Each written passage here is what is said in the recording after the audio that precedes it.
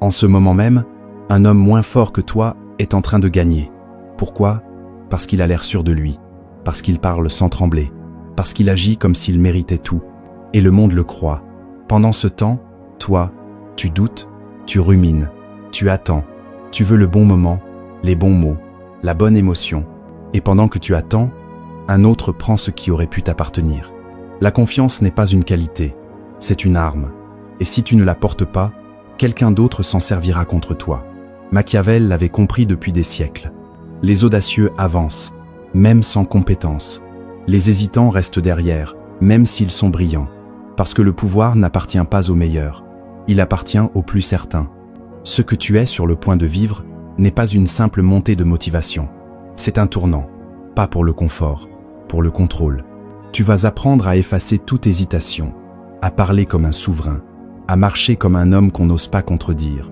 Sois attentif, car à partir de maintenant, ta faiblesse ne sera plus tolérée.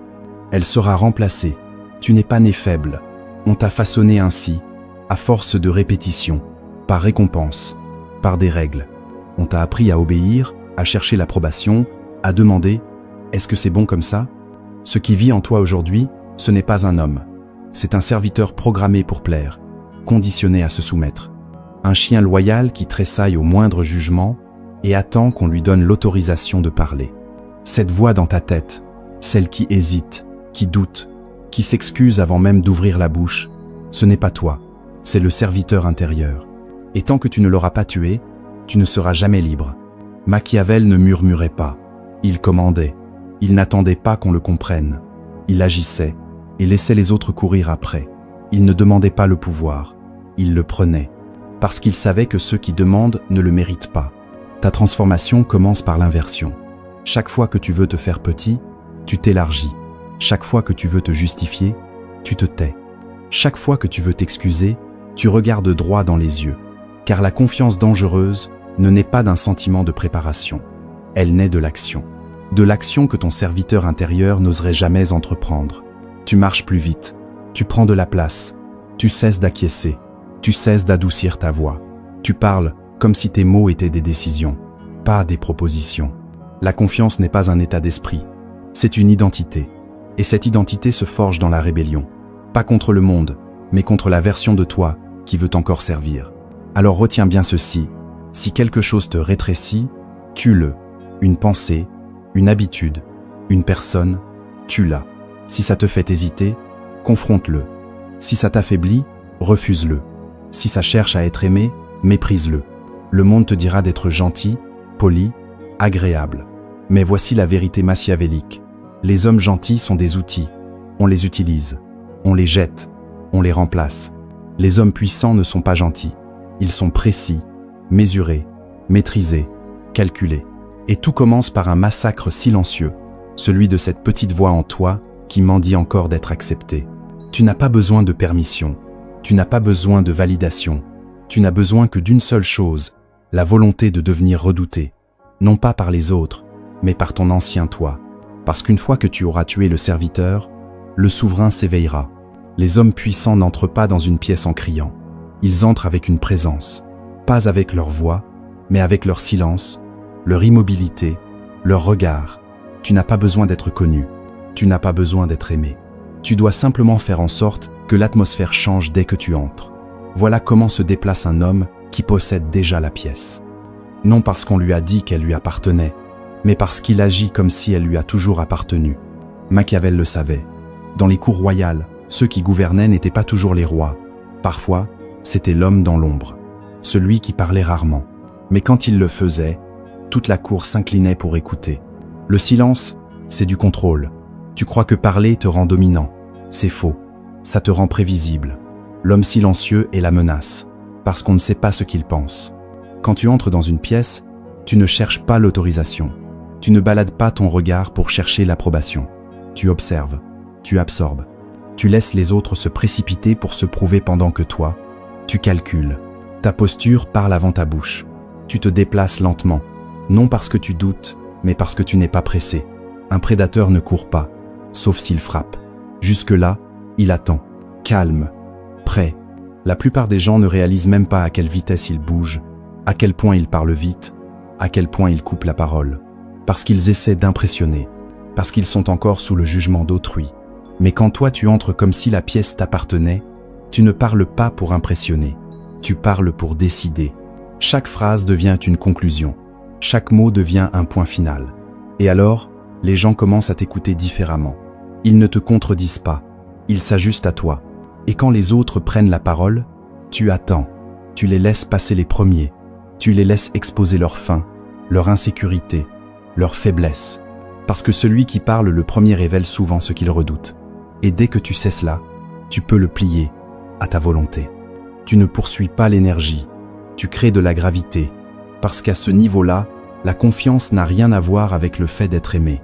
Elle consiste à faire douter les autres de leur propre place simplement par ta présence. Alors tu te comportes comme si tu avais déjà gagné. Non pas avec arrogance, mais comme un homme qui ne cherche plus à se mesurer, parce qu'il s'est déjà choisi lui-même. S'il te respecte, tant mieux. S'il ne te respecte pas, c'est encore mieux. Parce que l'indifférence à l'approbation, c'est la forme finale du pouvoir. Et si cette pièce ne t'appartenait pas quand tu y es entré, quand tu partiras, ils la garderont en mémoire comme si elle était tienne. Non parce que tu l'as exigée, mais parce que tu n'en as pas eu besoin. Les mots ne sont pas de simples sons, ce sont des armes. Et la plupart des hommes parlent comme s'ils demandaient l'autorisation d'exister. Tu les reconnais tout de suite. Cette intonation montante à la fin de chaque phrase. Ce rire nerveux, c'est « je pense que, peut, être, je ne suis pas sûr ». Ils parlent comme s'ils s'excusaient de prendre de la place. Ce n'est pas parler, c'est de l'auto-sabotage. Machiavel connaissait la vérité. Le pouvoir ne réside pas toujours dans ce que tu dis, mais dans la façon dont tu le dis. Et quand tu parles comme si on ne pouvait pas te contester, les gens ne décortiquent pas tes mots. Ils plient sous le poids de ta certitude. Parce qu'ici, tout est émotionnel, pas logique. Les gens ne suivent pas la vérité, ils suivent la conviction. Si tu sembles sûr de toi, ils croient que tu as raison. Si tu hésites, ils pensent que tu n'en vaux pas la peine. Alors, à quoi ressemble une voix machiavélique? Elle est lente, calme, définitive. Tu parles comme si chaque phrase était un décret. Tu parles comme quelqu'un qui s'attend déjà à être obéi. Peu importe, si tu es dans une pièce remplie d'experts, si tu parles comme une décision, il s'efface. Voilà la première règle. Parle comme si tu étais la fin, pas le début. Et voici ce que la plupart ne te diront jamais. Tu n'as pas besoin de parler souvent pour être respecté. En vérité, plus tu parles, plus tu donnes aux autres l'opportunité de te décoder, de te contester, ou pire, de cesser de te craindre. Parle moins, dis plus. Et quand tu parles, élimine toute mollesse. Pas de remplissage, pas d'explication, pas d'excuses. Ne dis jamais « je dis juste ça »,« je peux me tromper »,« je ne sais pas si c'est clair ». Ces phrases sont des échappatoires pour les faibles. Supprime-les. Dis ce que tu penses. Et laisse le silence suivre. Laisse les autres se débattre avec ce silence. Parce que le silence, après une déclaration forte, est puissant. Il provoque, il défie. Et la plupart ne le relèveront pas. Pourquoi? Parce qu'ils auront trop peur de ce que tu pourrais dire ensuite. Comprends ceci. Le ton de ta voix est ton véritable message. Les mots, c'est la surface.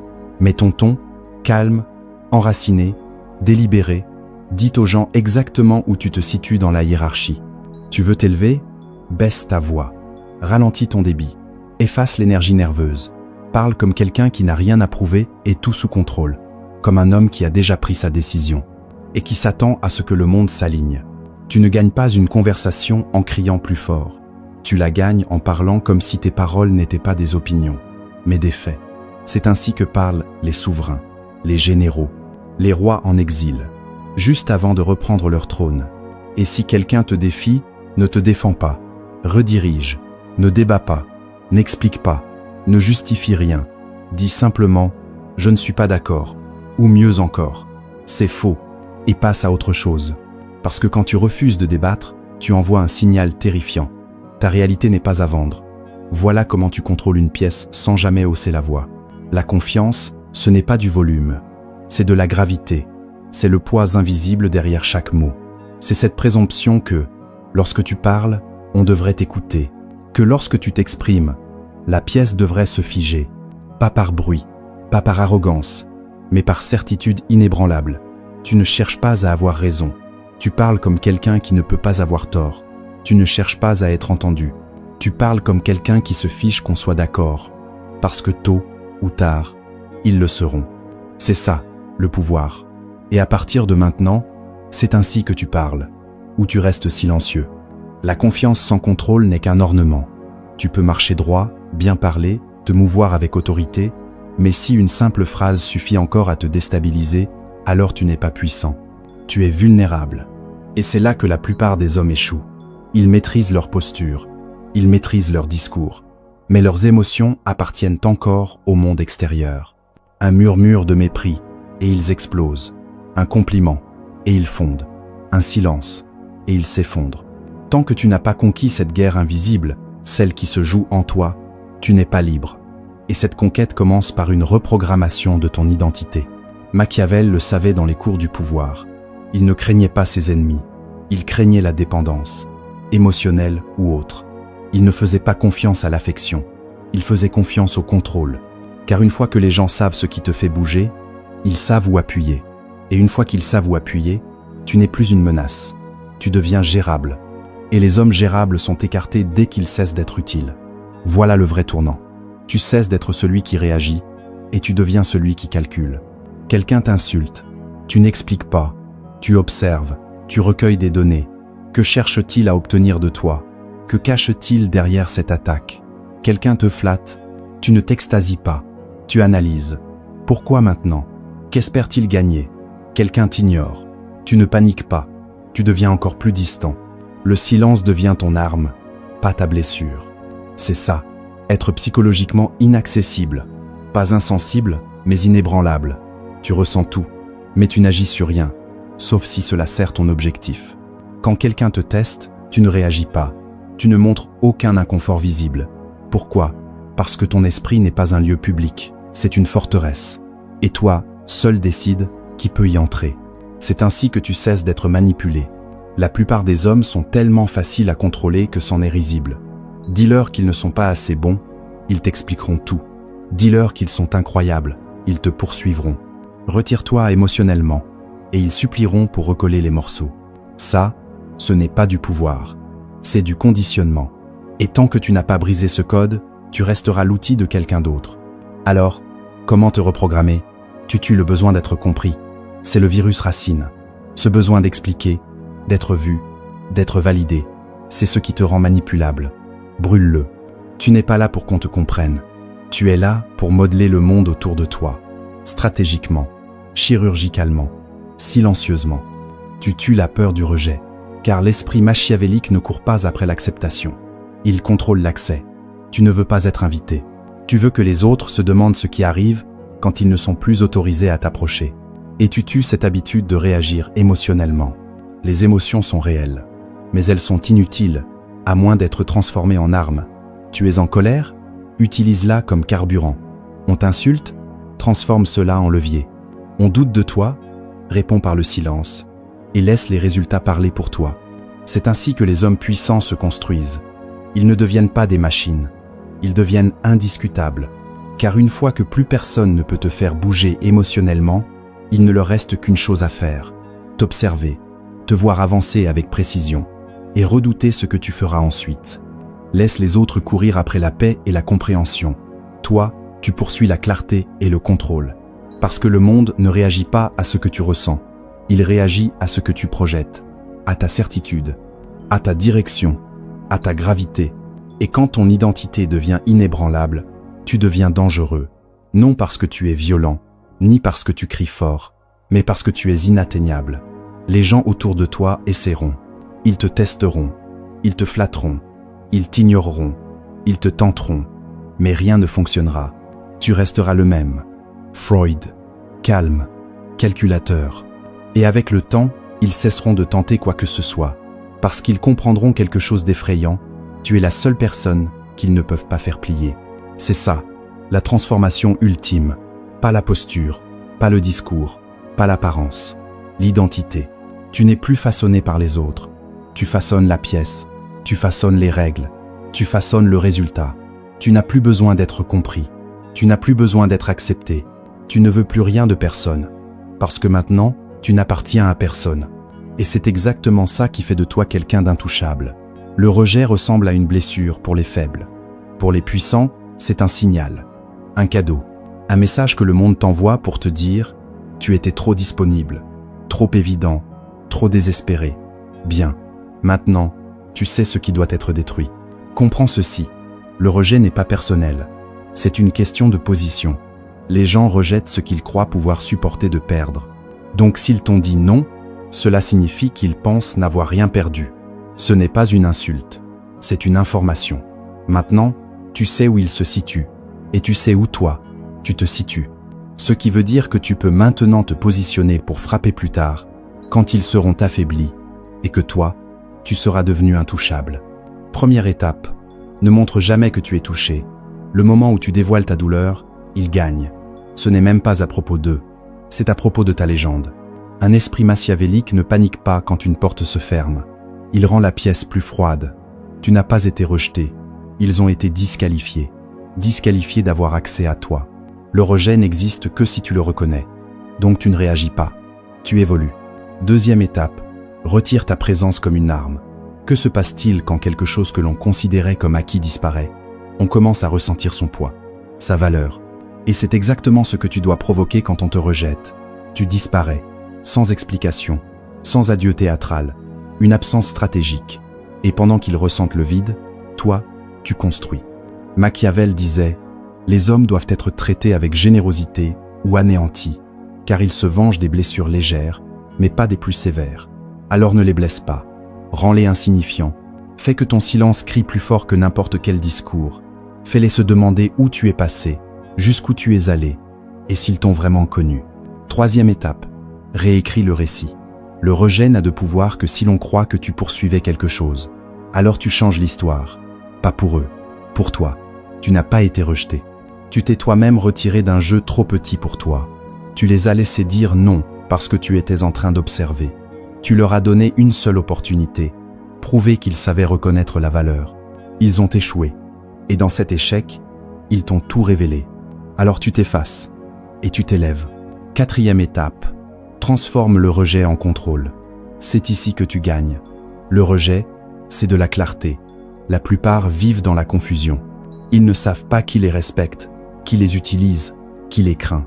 Mais le rejet tranche dans ce brouillard comme une lame. Maintenant tu sais qui est aveugle. Tu sais où ton pouvoir n'a pas encore d'effet. Alors tu fais quoi? Tu affûtes ta lame. Tu perfectionnes ton image. Tu amplifies ta valeur jusqu'à ce que ceux qui t'ignoraient soient obligés de se justifier dès qu'ils prononcent ton nom. Et la prochaine fois qu'ils reviendront, car ils reviendront, tu n'auras même pas besoin de les repousser. Tu auras déjà évolué au-delà de leur portée. Voilà le vrai contrôle. Silencieux, permanent, élégant. Cinquième étape. Transforme ton retour en arme. Le but n'est jamais la vengeance. La vengeance est une réaction émotionnelle. Le pouvoir machiavélique, lui, est toujours calculé. Alors tu ne cherches pas à te venger. Tu laisses le temps s'en charger pour toi. Tu réapparais seulement quand ta présence dérange. Quand ton succès est si visible qu'il devient inévitable. Quand la personne qui t'a rejeté te regarde maintenant dominer exactement l'espace où elle pensait que tu n'avais pas ta place. Et tu ne dis rien, aucune pique, aucun sarcasme, aucun ego, juste un regard. Ou mieux, aucun regard du tout. Parce qu'à ce niveau, tu ne cherches plus à être accepté. Tu imposes le standard. Dernière vérité, le rejet n'est pas une défaite. C'est un test, un filtre, un feu. Il te montre ce qui doit devenir glacé, ce qui doit être tranché et qui doit être laissé derrière. Alors retiens bien ceci, tu n'as pas été rejeté, tu as été redirigé vers une version de toi qui ne demande jamais deux fois, qui ne tressaille jamais et qui n'attend jamais d'être choisi. Maintenant, tu bâtis dans le silence et tu reviens comme une force qu'ils ne peuvent plus ignorer, même s'ils le veulent. Tu n'as pas été inspiré, tu as été refaçonné, pas avec des affirmations, mais avec des actions. Tu n'as pas attendu de te sentir prêt, tu as avancé, tu as agi, et tu as compris une vérité que la plupart refusent d'admettre. Le pouvoir ne revient pas aux parfaits, il revient aux audacieux. Tu as pris le rejet et tu en as fait du carburant. Tu ne cours plus après l'approbation. Tu laisses les autres ressentir le prix de ton absence. Tu es devenu rare, stratégique, silencieux. Et ils l'ont remarqué. Tu n'entres plus dans une pièce pour être accepté. Tu y entres pour la posséder, par ta présence, ta posture, ta précision. Tu ne parles plus pour être entendu. Tu parles comme si personne n'avait les moyens de te contredire. Et surtout, tu as reprogrammé ton identité. Tu n'es plus prévisible. Tu n'es plus facilement influençable. Tu es devenu inaccessible, émotionnellement intouchable. Ils ne peuvent plus te provoquer. Ils ne peuvent plus te tenter. Ils ne peuvent plus te déstabiliser. Parce que tu n'appartiens plus à personne. Et c'est cela qui te rend inoubliable. C'est ça qui forge une légende. Pas le bruit, pas la notoriété, mais un silence puissant, une clarté glaciale, une cohérence implacable. Tu n'as pas besoin d'annoncer ta transformation. Elle se sent, dans ta démarche, dans ta voix, dans ton absence. Tu es devenu l'homme que l'on observe en silence. Celui qui courait après les autres, désormais poursuivi. Celui qui demandait, maintenant décide. Celui qui ne cherche plus l'approbation, parce qu'il est devenu le standard. Non, ce n'était pas seulement une question de confiance, c'était une question de domination, mentale, émotionnelle, psychologique. Tu n'es pas là pour rentrer dans un moule, tu es là pour bouger les pièces, pour tordre l'espace, pour hanter leur mémoire, même dans le silence. Parce que les légendes ne mendient pas, elles ne s'expliquent pas, elles existent, et le monde se redessine autour d'elles. Alors maintenant, tu marches comme un poids, tu pèses sur les esprits sans prononcer un mot, tu deviens cette anomalie dans leur routine, cette présence qu'ils n'arrivent pas à classer, ce souvenir qu'ils ne parviennent pas à effacer. Ils n'ont jamais vu quelqu'un comme toi, et ils ne reverront plus jamais quelqu'un comme toi, parce que tu as tranché dans la version de toi qui cherchait à être aimée. Tu l'as enterrée, sans cérémonie, sans retour. Ce n'est pas de l'orgueil, ce n'est pas de l'arrogance, c'est une décision, une élévation, une exigence. Tu t'es élevé au point où ta valeur n'est plus à discuter, elle est imposée. Tu n'es plus affecté par la météo émotionnelle des autres. Tu n'es plus le produit de leurs humeurs, de leurs jugements, de leurs réactions. Tu es une entité indépendante. Tu es devenu une vérité que l'on ne peut pas ignorer, une présence qui réorganise tout autour d'elle. Et maintenant, chaque mot que tu choisis de dire est entendu comme une loi. Chaque silence que tu laisses pèse comme une absence qu'on redoute. Tu es désormais l'homme qui n'a plus besoin de parler pour être entendu, celui dont l'absence dérange plus que la présence des autres, celui qui ne cherche plus à convaincre, car il est devenu une évidence. Et cette évidence est froide, elle est nette, elle est impitoyable, elle n'argumente pas, elle ne supplie pas, elle ne fait pas de détour, elle s'impose. Tu es devenu l'arme, pas celle qu'on brandit avec bruit, mais celle qu'on craint en silence. Ton calme n'est pas passif, il est menaçant. Il dit « Je vois tout, je ressens tout, mais rien ne me fera bouger. » Ton regard ne cherche plus l'accord. Il annonce la fin de toute discussion. Il place les autres face à eux-mêmes. Et ça, peu savent l'encaisser. Tu es passé de celui qui attendait à celui qu'on attend, de celui qui doutait à celui qu'on redoute. Tu es devenu une énigme émotionnelle, une présence qui ne cherche rien, mais qui fait tout basculer. Le monde te testera encore. Il enverra des éloges pour flatter ton ego, des silences pour t'inquiéter, des provocations pour te faire sortir de toi. Mais plus rien ne fonctionne. Tu ne bouges plus, tu ne réagis plus, tu restes froide, calme, calculateur. Et peu à peu, le monde abandonne l'idée de te contrôler. Parce qu'il comprend une chose, tu es l'élément inaltérable, l'homme que rien ne plie, l'homme que rien ne touche, le seul que personne ne peut utiliser comme levier. C'est la transformation finale, pas physique, pas rhétorique, identitaire. Tu n'es plus celui qu'on forme, tu es celui qui forme. Tu n'es plus celui qui cherche une place, tu es celui qui dicte les règles, celui qui façonne le cadre, celui qui décide de l'issue. Tu n'as plus besoin d'être compris, ni accepté. Tu n'as plus besoin d'eux, tu t'es détaché. Et dans ce détachement, tu es devenu invincible. Le rejet, maintenant, ne t'atteint plus. Il t'informe, il t'oriente, il te confirme ce que tu savais déjà. Tu es trop grand pour ceux qui n'ont pas la capacité de te voir, trop discipliné pour ceux qui vivent dans le chaos, trop stable pour ceux qui vacillent à chaque souffle. Tu es devenu rare, et ce qui est rare n'a pas à se justifier. Il attend qu'on soit à sa hauteur. Et si l'on ne t'atteint pas, tant mieux. Ce n'est pas toi qui descends, c'est eux qui ne montent pas. Rappelle-toi, tu n'es plus là pour convaincre. Tu es là pour redéfinir, pas pour être aimé, mais pour être ressenti, pas pour faire du bruit, mais pour imposer le silence, pas pour te fondre. mais pour faire naître le contraste. Tu n'es pas là pour participer, tu es là pour dominer, pas par le cri, par la présence, par cette énergie qui fait que rien ne reste pareil après ton passage. Et si un jour, ils veulent revenir, tu ne réagis pas, tu n'acceptes pas, tu ne refuses même pas, tu es déjà ailleurs, loin devant, là où ils ne peuvent plus exister. Parce que maintenant, tu ne demandes plus, tu ne montres plus, tu ne proposes plus, tu incarnes. Et ça, aucun rejet ne peut l'effacer. C'est terminé. Tu ne redeviendras jamais celui que tu étais. Parce que ce que tu as tué en toi n'a plus de voix.